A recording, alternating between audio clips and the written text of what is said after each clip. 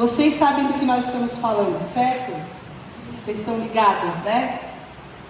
E nós colocamos no primeiro dia duas bases para que a gente pudesse caminhar. Uma é a nossa relação com Deus, a nossa natureza divina, e como essa natureza divina é enfraquecida por causa dos nossos pecados, dos nossos desejos, das nossas inclinações. E a segunda é como que quem nós somos e todo o desenvolvimento da nossa fé afeta a nossa igreja. Como que isso afeta-nos como um corpo, como um todo.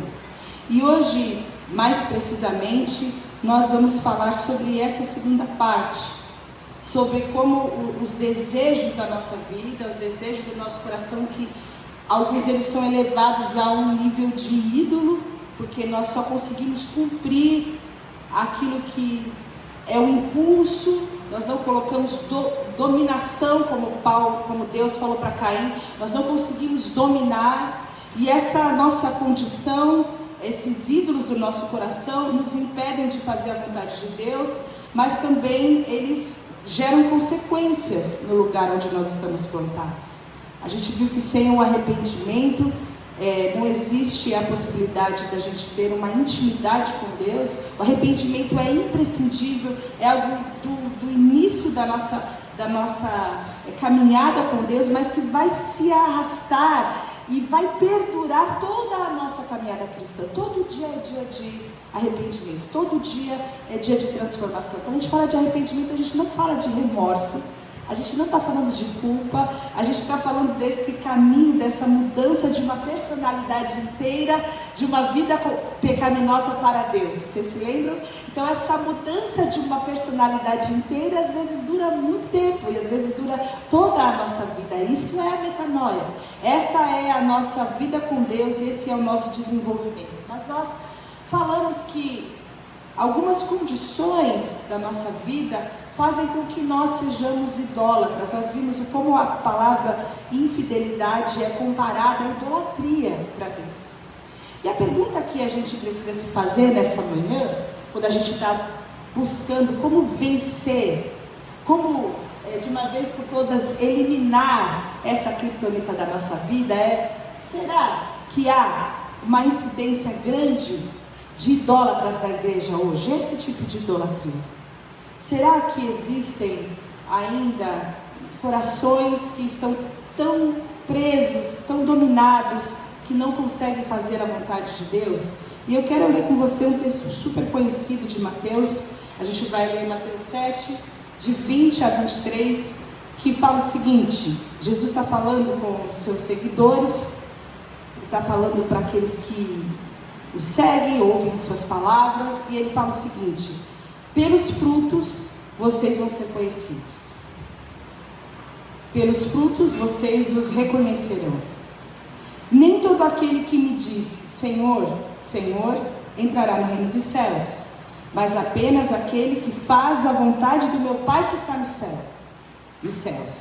Muitos me dirão naquele dia: Senhor, Senhor, não profetizamos nós em teu nome, em teu nome não expulsamos demônios e não realizamos muitos milagres? Então lhes direi claramente: nunca os conheci. Afastem-se de mim, vocês que praticam o mal. Nesse texto, Jesus aponta um futuro onde ele vai separar os seus seguidores. Ele vai separar os seus seguidores pelos seus frutos. Se você ler os versículos anteriores, ele está falando que uma árvore boa dá bons frutos, uma árvore ruim dá maus frutos, e é pelo fruto, pela vida, que você conhece a árvore. Porque, como nós temos falado, apesar da vida cristã não ser uma vida de comportamento, quando a transformação acontece de dentro para fora, ela afeta o nosso comportamento. Não é das boas intenções do nosso coração apenas que a nossa transformação vai acontecer, ela vai vir do coração e ela vai reverberar na nossa vida, em todas as áreas da nossa vida. Então, quando nós entendemos que Jesus está separando, ele está falando: olha o seguinte, vocês são meus seguidores. Ele não está falando com os seguidores de Buda, de Maomé, de Hare Krishna, ele está falando com os seguidores dele. Vai acontecer um momento em que vocês vão ouvir: eu nunca vos conheci. E o texto fala que essas pessoas o chamam de Senhor, Senhor. Toda vez que a gente vê duplicada uma palavra lá no original, é para dar ênfase, para entender que aquelas pessoas, elas tentavam ser seguidoras de Jesus. Mas Jesus fala, eu nunca conheci vocês. A Bíblia, a mensagem, fala sobre essas pessoas como se Jesus estivesse dizendo o seguinte, a tradução do Eugene Peterson é a seguinte: posso até ver a cena no juízo final, milhares vindo em minha direção e se justificando, Senhor, nós pregamos a mensagem, expulsamos demônios, e todos diziam que os nossos projetos eram patrocinados por Deus. Nós éramos esse tipo de gente boa, gente que estava lá trabalhando, gente que estava lá servindo. E esse texto deixa a gente numa situação muito complicada, porque a gente estava vendo que ninguém que pode se corromper se não tiver passado pelo verdadeiro arrependimento, essa mudança, essa transformação. Mas aqui nesse texto diz que muitos dirão. Naquele dia não vão ser poucos, não vai ser uma minoria, porque essa palavra muitos, ela pode ser substituída por muitos, por milhares e por uma maioria. Olha que perigo desse texto que nós estamos enfrentando. Se você substituir, milhares dirão, Senhor, Senhor, em teu nome eu fiz isso e aquilo. Ou se você substituir, uma maioria vai vir me dizer, Senhor, Senhor, em teu nome eu fiz isso e aquilo, e o Senhor vai dizer, eu nunca vos conheci. E isso é muito sério, isso é algo que nós devemos pensar com muita seriedade, porque apesar de nós chamarmos a Deus o Senhor, essas pessoas não apenas tinham a Deus como nomenclatura, mas elas estavam servindo, elas estavam manifestando dons, elas estavam de alguma maneira ali pregando no nome do Senhor. Mas a resposta de Jesus é, eu nunca vos conheci. E a palavra de Deus fala em 1 João 2,3 que nós sabemos que o conhecemos se obedecemos aos seus mandamentos. Conhecimento é igual a intimidade, relacionamento. A palavra aqui é ginosco, a mesma palavra que Jesus usa. Eu nunca tive um relacionamento com vocês. E a palavra fala que o relacionamento com Deus é na base da obediência. Então pode ser que se viva alguns, muitos, milhares ou até uma maioria, uma vida religiosa, uma vida de práticas e rituais, mas sem relacionamento pessoal com Deus. Porque o relacionamento pessoal com Deus é na base da obediência. 1 João 2,3, sabemos que o conhecemos, sabemos que temos intimidade com Ele, sabemos que nos relacionamos com Ele se obedecemos aos seus mandamentos. Quando a gente lembra daquele versículo de João 4, que o Pai procura adoradores que o adoram em espírito e em verdade, nós entendemos nesses dias que o Pai procura pessoas que o obedeçam em espírito e em verdade. O Pai procura pessoas que se rendam a Ele em espírito e em verdade. E esse é o momento de rendição, de conhecimento e de intimidade, quando nós entendemos que uma vida com Deus é uma vida de obediência. Porque o que Jesus fala para aquelas pessoas? Eu nunca conheci vocês, porque vocês praticam o que é mal. Vocês refletem na conduta de vocês aquilo que há no coração de vocês. Há uma prática de vocês, e a palavra mal aqui é anomia, uma condição de viver sem lei, por não ter conhecimento da lei ou por violar a lei. Eu nunca conheci vocês porque vocês desconhecem a lei, vocês não vivem a lei, vocês não obedecem a palavra porque vocês decidiram violar. Vocês decidiram viver do jeito que vocês queriam viver. E às vezes nós temos um pouco de dificuldade de identificar a idolatria do nosso coração.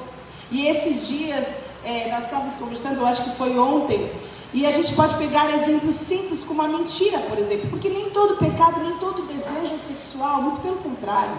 É mais fácil a gente jogar tudo na conta do sexo, porque assim a gente vive uma vida com todas as nossas responsabilidades e problemas relacionais e tudo mais, sem mudança, sem transformação. Se esse fosse o problema, metade dos problemas da humanidade estariam resolvidos quando os crentes se casassem, mas também não é assim. Não é só isso, não é nem sobre isso. Existem inclinações nossas, no nosso coração, que fazem com que a nossa natureza, a nossa dinâmica seja absolutamente diferente daquilo que Deus propôs no seu coração. Se a gente tomar a mentira, por exemplo, e existem tipos diferentes de vida na mentira. Existem aquelas mentiras que eventualmente a gente conta, eventualmente a gente cai nesse pecado, mas existem pessoas que são mentirosas. Você não conhece alguém? Ih, fulano, mentiroso. Ih, aquele lá, não dá nem para você confiar. Se pergunta as horas e vai ver depois o relógio para saber se o horário estava certo mesmo. Você não confia em nada que aquela pessoa fala. Essa pessoa, ela precisa esconder a verdade, ela não tem liberdade porque ela tem que proteger a sua reputação. Ela mente talvez para impressionar, ela mente talvez para ser aceita, talvez ela mente porque ela busca ser amada, ser honrada. Ela não se importa de enganar, ela não se importa de fazer com que as pessoas tenham uma falsa imagem dela mesma, porque ela precisa ser aceita e amada, mais aceita pelas pessoas do que por Deus muitas vezes. E isso é autoidolatria, isso é arrogância.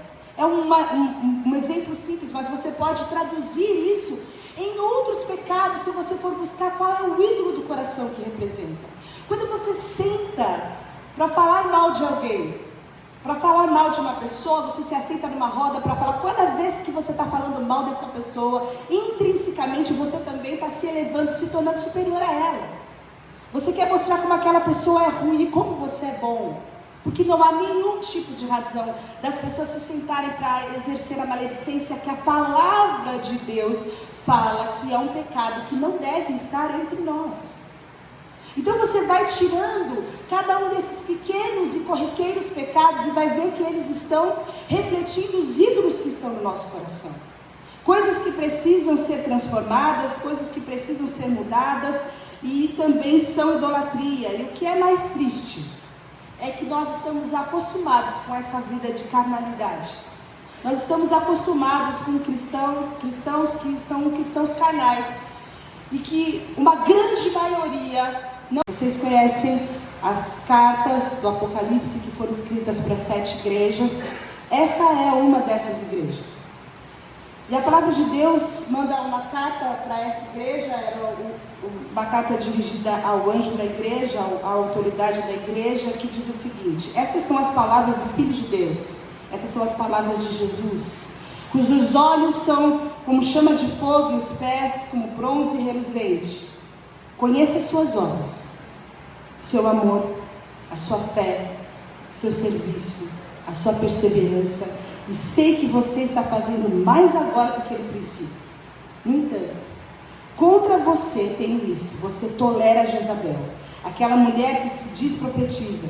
Com seus ensinos ela induz os meus servos à imoralidade sexual e a comerem alimentos sacrificados a ídolos. Dei-lhe tempo para que se arrependesse de sua imoralidade sexual, mas ela não quer se arrepender. Aqui a carta está sendo dirigida a uma igreja, não uma igreja grande, não uma igreja poderosa, como a igreja de Éfeso, como a igreja de Pérgamo, mas uma igreja de uma cidadezinha pequenininha, de uma cidadezinha de gente muito mais simples, de operários, de indústria. Eles faziam púrpura ali, e eles eram pessoas que tinham um grande testemunho.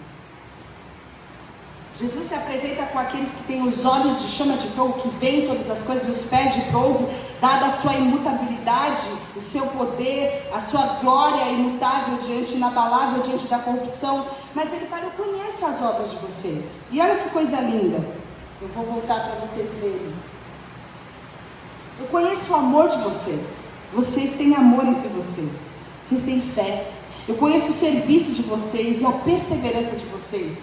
E vocês estão crescendo. Vocês são cada vez melhores. Vocês são melhores em amor, vocês são melhores em fé, vocês são melhores em serviço, vocês são melhores em perseverar.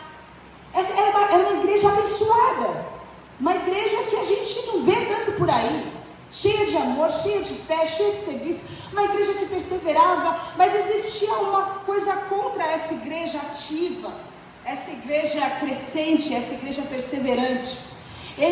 A palavra de Deus fala que Deus, ele não tolerava,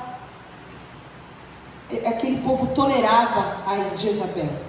Eu não sei quem se lembra quem era Jezabel aqui, se a gente falar Jezabel, e é mais uma história que você vai ter que pedir para o seu irmão, para o seu companheiro contar, mas ela é uma figura fortíssima do Antigo Testamento. Ela é a mulher de Acabe, que era rei, governante de Israel. E aqui é a palavra, quando fala você tolera a Jezabel, não é a Jezabel, mas é um comportamento, é uma influência, é um tipo. E ele está falando, Jesus está falando para a igreja, você tolera esse tipo de gente, esse tipo de influência dentro da igreja, uma influência de Jezabel, uma influência de idolatria. Essa mulher Jezabel, ela era uma idólatra, ela casou com o rei Acabe, ela adorava não só a Baal, mas ela também adorava a deusa Azera, e ela trouxe muitas centenas de pessoas pagãs para dentro do povo de Israel, e ela incluiu cultos a esses deuses, essa religião pagã dentro do povo de Israel, e ela queria equiparar esses deuses ao Deus de Israel. E ela era uma pessoa fortíssima, dominadora, gente ruim, que trouxe inúmeras violências ali dentro do povo de Israel. Ela era impulsiva. Nós conhecemos a história quando Elias entra em cena, desafia aquela mulher, desafia os adoradores de Baal, e eles vão lá para o monte. Você se lembra da história que joga água e cai fogo, e aí depois de tudo aquilo a glória do Senhor é conhecida. Mas esse espírito, essa prática idólatra foi algo que foi infiltrado no meio do povo de Deus por causa dessa mulher Jezabel. E esse espírito de Jezabel era aquele que estava entrando no meio da igreja de Tiatira. Ela começa a pregar uma suposta liberdade. Vocês podem fazer o que vocês quiserem, vocês podem ser idólatras, vocês podem cometer todas as imoralidades sexuais. E essa suposta liberdade estava trazendo algo muito sério para a igreja, porque o problema não era a presença de Jezabel ali. Jesus fala para aquela igreja que o problema deles é que eles estavam tolerando a Jezabel, eles estavam tolerando o pecado, eles aprenderam a se acostumar com a ideia da imoralidade, eles aprenderam a se acostumar com a ideia da presença do pecado na igreja, com a idolatria na igreja. Tá tudo bem, deixa que ele venha, fica aqui, deixa a pessoa aqui, um dia o Espírito Santo vai falar com ela, deixa a fulana aí, 20 anos, o fulano está lá, continua com a mesma vida, a mesma situação, está tudo certo, está sendo tolerado esse pecado. E esse era o problema dessa igreja, porque essa tolerância ao erro não era um sinal de amor e nem de maturidade, mas era uma permissividade. Essa permissividade entristecia o coração de Deus. E a palavra fala, depois você vai continuar lendo lá no capítulo de Apocalipse, Deus falando, eu dei tempo para que ela se arrependesse, mas ela não quer se arrepender. Ela teve a oportunidade do arrependimento, que é essa oportunidade que nós temos hoje, que nós temos cada vez que nós nos aproximamos de Deus, mas a pessoa, o espírito, a tolerância, a permissividade não trouxe o ambiente para um arrependimento, uma transformação verdadeira. E aí o que acontece no versículo 22 é que Jesus fala, por isso eu vou lançá-los em uma cama de sofrimento e trarei grande tribulação aos que cometem adultério junto com ela. E nós sabemos que o adultério é essa infidelidade, essa falta de comprometimento, essa falta de cortar os laços com a velha vida, esse comportamento de Ângela. A gente que vai se comportando desse jeito vai tendo esse espírito de Jezabel e tendo também esse comportamento adúltero para com Deus. E a pergunta que nós precisamos fazer é como que nós vamos eliminar isso de dentro da nossa vida e da nossa comunidade? Se nós entendemos que os nossos pecados refletem e que eventualmente há essa tolerância, como que isso pode ser mudado? Como que nós lidamos com a verdade e com a santidade? Entendem? Verdade e santidade. Porque muitas vezes quando nós encaramos a verdade, nós não achamos a santidade. E perigosamente outras vezes nós achamos a santidade, mas naquela santidade não há verdade. Como que nós vamos viver essa verdade e essa santidade? Porque o texto está trazendo um alarme muito sério para nós. Essa tolerância que Jesus está avisando é para uma igreja crescente, para uma igreja abundante, para uma igreja amorosa, para uma igreja que serve, para uma igreja que é perseverante. Mas ela tinha um problema, ela era permissiva. Ela permitia, ela admitia, ela não se opunha, ela não denunciava. Ela fazia uma cama, uma tendinha para que o pecado permanecesse ali no meio dela. E aí eu me pergunto, que tipo de amor é esse verdadeiro que nós temos quando nós vemos os nossos irmãos, as pessoas que nós amamos, indo para o precipício, e a gente está lá do lado dele, permitindo que a vida dele seja uma vida que está se perdendo. Que amor é esse? Será que esse é um amor verdadeiro? Será que esse nosso medo de desagradar ao homem é um medo maior do que o medo que nós temos de não obedecer a Deus? Porque cada vez que a gente silencia, a gente consente. Cada vez que a gente deixa de ministrar, deixa de pregar, deixa de advertir, deixa de exortar, deixa de demonstrar, a nosso silêncio é uma comunicação. Nosso silêncio é uma comunicação não verbal. E nós sabemos onde nós estamos envolvidos, nós sabemos que há uma influência no mundo, porque o mundo jaz no maligno. A pergunta que nós precisamos fazer é como nós vamos transformar os ambientes onde nós estamos inseridos com pessoas que estão vivendo, violando a lei de Deus, pessoas que estão vivendo sem cumprir, sem obedecer, estão tão próximas a nós. Tem um ditado muito conhecido, que está anotado na parte verde, não vai dar para ler, é que o necessário para que o mal triunfe é que os homens bons não façam nada. Você conhece isso? Para que o seu irmão continue vivendo a vida que ele está vivendo, é só você ficar quietinho, sem orar com ele, sem ministrar para ele, sem confrontá-lo. Aí vai dar tudo certo. É você e ele indo para o precipício, você acompanha ele até dando as suas últimas palavras de amor e de encorajamento. Mas eu tenho uma palavra que está em Efésios 4, que diz o seguinte: propósito, está falando sobre o propósito de Deus para nós como igreja, é que não sejamos mais como crianças, levadas de um lado para o outro pelas ondas, nem jogados para cá e para lá por todo o vento de doutrina e pela astúcia e esperteza dos homens que induzem ao erro. Mas seguindo a verdade em amor, cresçamos em tudo naquele que é a cabeça, Cristo. Há uma maturidade na nossa fé cristã. E essa maturidade vai fazer com que nós sejamos comprometidos e responsáveis pelos nossos irmãos. E nesse comprometimento, nessa responsabilidade, nós vamos precisar seguir a verdade e seguir em amor. Nós precisamos ter uma relação com os nossos familiares, cônjuges, falando a verdade e falando em amor. Nós precisamos ter uma relação com os nossos filhos, falando a verdade e falando em amor. Nós precisamos ter uma relação com os nossos amigos, falando a verdade e falando em amor. E isso é muito mais difícil do que esse texto apresenta. É uma prática muito complicada, que exige muito amor e muito comprometimento. Você decidir que você vai seguir falando a verdade do lado de alguém, e você não perder o amor no meio dessa caminhada. Porque é o amor que vai fazer com que você persevere, você module e você tempere as suas palavras. Mas você precisa aprender a falar a verdade e falar em amor. Porque é essa verdade com amor que o texto está dizendo que vai fazer com que a gente cresça. Com que a gente deixe de ser menino. Com que a gente deixe de ser inconstante. Com que a nossa vida deixe de ser um eterno sobe e desce espiritual. Um dia muito perto de Deus, outro dia totalmente afastado de Deus. Esse looping é uma imaturidade espiritual. E quando nós crescemos nessas duas bases. Porque a verdade sem o amor é um legalismo, é uma regra, ela é dura, ela exclui, ela machuca.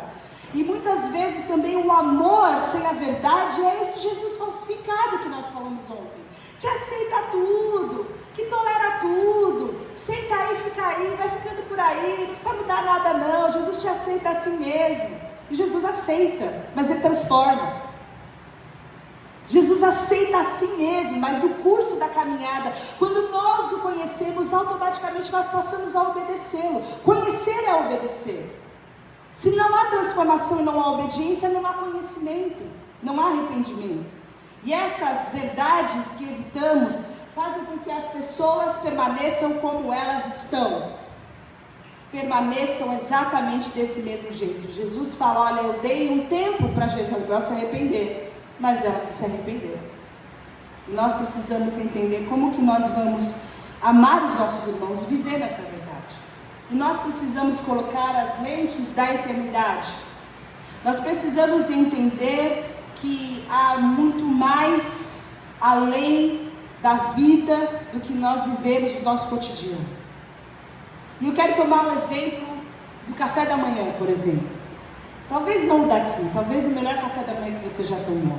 Daquele hotel, que quando você chegou naquele buffet, tinha absolutamente um monte de coisa que você nunca comeu. E aí é o seguinte, se você vai ficar um dia só, você vai chegar às 8, só vai levantar daquele café da manhã às 10h30, depois que todo mundo já estiver recolhendo as coisas. Você vai comer o máximo possível, aquele monte de coisa. Mas se a sua estada for longa, você vai, um dia você come uma coisa, no outro dia você come, lá pelo terceiro dia, poxa, é o mesmo bolo de novo, o mesmo waffle de novo, a mesma Nutella, o mesmo suco. Aquilo já perde aquela angústia de você comer o máximo possível. E aí você evita ficar estufado e ganhar uns quilos extras, você consegue trabalhar sabendo que você pode fazer aos poucos um pouquinho mais. E algumas pessoas, elas vivem a vida sem ter esse ponto, esse contexto da eternidade. De saber que nós estamos aqui, mas nós não somos daqui. Que essa vida que urge, onde as pessoas querem comer o máximo possível, viver o máximo possível, pecar o máximo possível, divertir o máximo possível, viver esse carpe diem, onde você tem que aproveitar ao máximo tudo que você puder, é uma vida que vai nos levar num abismo, muito rapidamente. Quando nós temos uma perspectiva da eternidade, tudo é diferente. Paulo fala sobre isso, quando nós lemos a palavra de Deus em Coríntios, que se você não tem uma perspectiva da eternidade, se você não sabe que os mortos vão ressuscitar, a gente vai viver como aquele ditado da época, vamos comer e beber, porque amanhã a gente vai morrer. E esse é o lema da nossa sociedade, vamos comer, vamos beber, vamos castar fofinha, vamos viver a vida, porque amanhã a gente vai morrer, essa é a vida, vamos pecar, está todo mundo vivendo, aí mas já já a gente morre, a vida é uma só. E esse conceito de vida, esse conceito de uma vida sem a eternidade com Deus, é uma vida que faz com que a gente viva sem nenhum tipo de responsabilidade. E isso só se rompe quando a gente entende que aqui a gente faz, e aqui a gente escolhe, e aqui a gente determina aquilo que vai reverberar na eternidade. A vida é muito mais do que os nossos desejos imediatos. E se você souber que você vai poder viver para encontrar com o Senhor Jesus, se você colocar na sua linha do tempo o que são esses pecados, essas escolhas que você está fazendo aqui, perto da eternidade com Cristo, das coisas tremendas que têm sido preparadas para aqueles que o amam, perto das maravilhosas graças e promessas que estão preparadas para nós, tudo ganha um sentido novo, diferente. E nós precisamos olhar os nossos amigos, nós precisamos olhar as pessoas que nós estamos evangelizando, que nós amamos, e até mesmo nós, entre nós, com essa perspectiva. Eles podem sim ser incomodados e fazer renúncias, pequenas renúncias, e deixar a vida que estão fazendo erradas aqui, porque isso vai valer muito a pena amanhã na eternidade com Cristo. Vai valer muito a pena com Cristo, e isso só pode ser ministrado com amor. Essa é a verdade que só pode ser ministrada com amor. Existe um único jeito da gente transformar a tolerância em intolerância, que é com amor.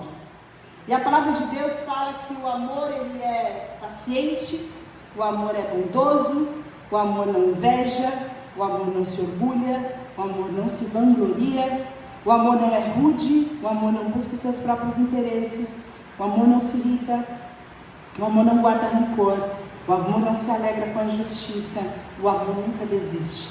E Deus é o próprio amor. E quando você compreende isso, você passa a se relacionar com as pessoas com amor. Você nunca desiste delas, você não vai guardar rancor para elas, você não vai se orgulhar, você não vai invejar, você não vai ser alguém impaciente, não vai buscar os seus próprios interesses, porque existe um interesse maior que é a vida da outra pessoa. E esse amor, essa forma de nós nos relacionarmos vai trazer muita cura e principalmente abrir caminhos para que a gente chegue ao coração dos nossos irmãos. Muitas coisas que nós falamos com boas intenções são perdidas, porque nós falamos sem amor. Coisas boas, coisas importantes, coisas que nossos irmãos precisam ouvir, mas nós falamos sem amor. E Deus é amor. E se nós queremos que o reino de Deus seja estabelecido entre nós, nós precisamos começar com o amor. Então se você for trazer a verdade e você não for bondoso, Se você for levar a verdade, você não for paciente, se você for exigente, se você estiver irritado, se você estiver com rancor, você não vai estar guardando os mandamentos do Senhor. Você não tem liberdade para chegar e falar a verdade no nariz de qualquer pessoa em nome de Deus, se você for fazer isso sem amor. Isso não é o reino de Deus. Isso é também uma intolerância. Mas não é uma intolerância que vai trazer vida, vai trazer morte. Nós só temos a condição de gerar vida nos nossos irmãos se nós levarmos a verdade em amor. E isso é algo que nós não estamos acostumados a fazer. A gente gosta daquele outro versículo que fala: naquele dia cada um vai dar conta de si mesmo a Deus. Deixa a pessoa aí, não quero saber, ninguém vem me contar, não. Nós não estamos preparados para assumir a responsabilidade de que nós somos as pessoas que toleram o pecado. E aí a gente tem que questionar que amor é esse. Porque a palavra de Deus é muito clara quando ela fala: olha, vocês precisam se exortar. Exortem-se e edifiquem-se uns aos outros. Romanos fala: eu sou certo, meus irmãos, e a vosso respeito, que vocês estão possuídos de bondade, cheios de todo conhecimento, apto para vocês a demonstrarem uns aos outros. A bondade, o conhecimento, o amor vai fazer com que vocês sejam aptos para demonstrar uns aos outros. Efésios 5 fala: não participem das obras infrutuosas das trevas, antes exponha na luz. Exponha, traz para a luz. Cada vez que você silencia, cada vez que você tolera a Isabel, a palavra fala: você está sendo partícipe dessa obra. Você está mantendo, você está encorajando o pecado. Você está participando disso. E é por causa disso que reflete na nossa comunidade esse tipo de conduta sem arrependimento. Porque há um incômodo, porque há um julgamento, porque há um tipo de afastamento das pessoas por causa dessas coisas, e a gente não tem uma ministração em amor, que a palavra fala aqui, que é exortando, é ademoestando, e é expondo, é colocando na luz. A palavra fala que quando a gente traz alguma coisa para a luz, a comunhão de Deus é estabelecida, porque Deus é luz, importa que não tenham trevas nenhuma nele. Então, nessa manhã, nós precisamos assumir uma responsabilidade, não só de autoexame, como nós temos falado, não só de uma percepção pessoal, mas também um comprometimento de amor, porque nós somos um corpo. Se você está sendo edificado, se Deus está falando com você, se você sabe que existem coisas na sua vida que estão sendo transformadas, na sua mente, na sua personalidade, no seu coração, que você tem um comprometimento de andar junto com o seu irmão, de ouvi-lo. Muitas vezes nós não temos um ambiente de confissão, porque nós estamos lidando com personagens. As pessoas não são pessoas de verdade. E isso é muito preocupante. Porque você fala dos seus problemas e arregaça o seu coração para um amigo que você tem fora da igreja, que não tem nenhum conselho de Deus para te dar. Mas se algum irmão que ama você perguntar para você: está tudo bem? Você fala: está tudo bem. Está tudo bem. Está tudo bem, está tudo bem no meu trabalho, está tudo bem no meu casamento, está tudo bem com meus filhos. E você não tem um lugar de confiança com alguém que tem uma verdade para ser ministrada em amor na sua vida. Isso não é igreja, isso é um clube.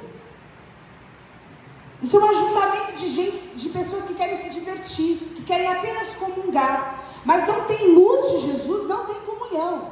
Aonde não há luz, não tem comunhão. A palavra fala que se nós andarmos na luz, nós temos comunhão uns com os outros. E andar na luz é falar a verdade. Andar na luz é falar: não, está tudo bem, o bicho está pegando, eu preciso de ajuda, vamos orar comigo aqui. Agora, mandar uma mensagem. É você partilhar a sua vida, porque é para isso que nós somos igreja. É só para isso, para nós auxiliarmos uns aos outros na nossa caminhada de fé cristã. É muito bom nós sermos amigos, é muito maravilhoso nós termos a oportunidade de ver os nossos filhos crescendo juntos e os filhos terem outros filhos. Isso é coisa maravilhosa, é coisa de Deus, mas não é só isso. A nossa caminhada como igreja é uma caminhada de transformação espiritual. É uma jornada de arrependimento, onde as nossas vidas vão sendo mexidas por Deus. E é somente aqui nesse ambiente que nós podemos ser sinceros e verdadeiros. E ter uma ajuda que não é só uma ajuda do amor do irmão, mas é uma ajuda que vem do alto. Nós precisamos entender o quanto de tolerância de pecado nos torna muito mais confortáveis do que uma confrontação da verdade com o amor. E o quanto que nós estamos dispostos e disponíveis para abrir os nossos corações, para que essa verdade e esse amor entre e gere vida, e nós não sejamos mais as mesmas pessoas. Por isso que eu encerro hoje estimulando você que firme compromissos, que você deixe de ter apenas amigos, que deixe de ter apenas pessoas, mas firme compromissos com seus irmãos, firme um compromisso de servir, de ajudar, de estar próximo, que você possa falar para o seu irmão: você não está sozinho, eu estou aqui para te ouvir, eu estou aqui para te ajudar, eu estou aqui para te segurar, eu estou aqui para te sustentar. Firme compromisso. Você pode ser sincero, você pode ser alguém verdadeiro, porque é nesse ambiente de verdade que Deus quer gerar crescimento, é nesse ambiente de verdade que vai gerar confissão. A palavra fala que quando nós confessamos os nossos pecados uns para os outros, nós somos curados. Nós temos lideranças, nós temos pessoas que oram, que buscam. Vocês devem procurar essas pessoas, devem procurar o Leandro, devem procurar a Carol, devem procurar a mim, devem procurar pessoas de relevância que vocês consideram que amam e que vão cuidar de você, para abrir o coração, para que possam sustentar você em oração, em conselho, nesses dias em que você não consegue mais caminhar sozinho. Mas se você tem um irmão e você está vendo que ninguém está vendo, é sua responsabilidade. É sua responsabilidade. Senão você vai ter a resposta do cínico Caim, quando Deus pergunta: onde que está o teu irmão? Aí ele fala: mas eu sou o guardador do meu irmão? Você é responsável pelo seu irmão. Você viu seu irmão indo para o caminho e você deixou ele se perder, cair no precipício, porque você não queria incomodar. Você é responsável pelo seu irmão. Nós somos igreja, irmãos. Nós somos igreja. Não somos um clube de luta, um clube de viagem. Nós somos igreja. Igreja, um se importa com o outro. Um se mete com amor e verdade na vida do outro. Um confronta o outro, um sustenta o outro, um ora com o outro. E a gente vai seguindo assim até que a nossa estatura seja uma estatura de gente adulta, de gente madura, que está crescendo em amor e não está sendo mais levado pelos ventos da vida e das instabilidades, porque nós somos um e nós somos mais fortes quando nós estamos crescendo em verdade e crescendo em amor. Então, meu estímulo para você é que você faça um compromisso com o seu irmão, que você seja de verdade, que você pare de ser um personagem, porque aqui não é museu de santo, aqui é um lugar, um hospital de pecadores, é um lugar onde a gente pode rasgar o coração, onde não tem ninguém melhor do que ninguém, onde é a graça de Jesus que nos sustenta.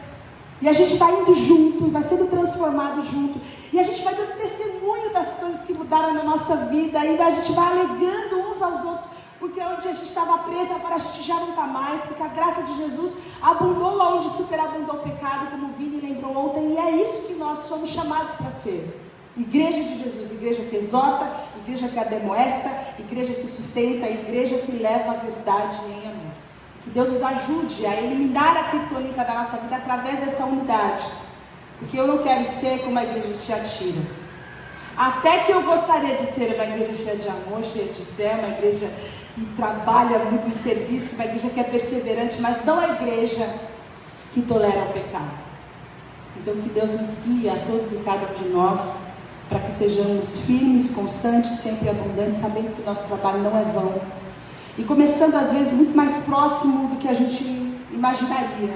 Talvez tenha alguém já muito próximo de você, que conhece você e que você pode ser sincero com essa pessoa. Faça isso. Vamos nos ajudar mutuamente a viver a verdade em nome de Jesus. Amém? Vamos orar. Senhor, a Tua palavra, ela é sempre boa e ela é eficaz para nos trazer transformação. Mas nos tira de um lugar de acomodação. Porque nós estamos acomodados, já tão preocupados com a nossa vida que a gente não consegue dar conta, que parece que a gente não tem como dar conta da vida do nosso irmão também. Mas se o Senhor nos uniu como igreja, Eu peço que o Senhor derrame amor abundante em nossos corações, que o Senhor derrame graça, que o Senhor derrame da tua luz, da clareza do Espírito Santo, trazendo convencimento através do teu Espírito Santo do pecado, da justiça, do juízo, mas principalmente que o Senhor abra os nossos corações para a unidade. Abra os nossos corações para a verdade. Abra os nossos corações para que a gente possa expor quais são as nossas mazelas, quais são as nossas fraquezas, aonde é que nós não estamos caminhando mais sozinhos, aonde que a gente não consegue mais avançar, para que através dessa unidade da fé, através dessa luz e dessa verdade em nossas vidas, em nossos corações, nós sejamos amados e sustentados e cuidados uns pelos outros, Senhor. Nos ajuda, nos dá graça para vivermos esse evangelho verdadeiro, para irmos além dos limites naturais da amizade, ó Deus, e da boa vizinhança, e entrarmos na verdadeira comunhão. Tira de nós o desamor, a irritabilidade, tira de nós toda a nossa vontade de ser maior, de superioridade, de vanglória, de orgulho, de inveja, porque sabemos que o amor não é assim, porque Deus não é assim. Nos ajuda a viver o amor com intensidade, com verdade. Nos ajuda a considerarmos as pessoas mais importantes do que nós mesmos. Nos ajuda a servir, nos ajuda a viver cuidando e amparando os nossos irmãos, ao invés de viver julgando e excluindo os nossos irmãos. Porque sabemos que quando nós silenciamos, ó Deus, nós estamos consentindo com a vida errada que eles levam.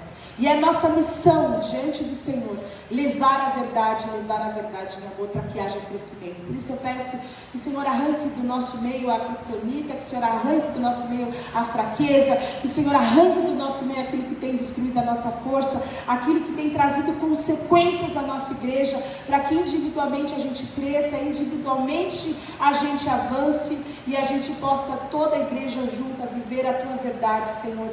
Esse é o meu pedido em nome de Jesus. Amém. Amém, meus irmãos.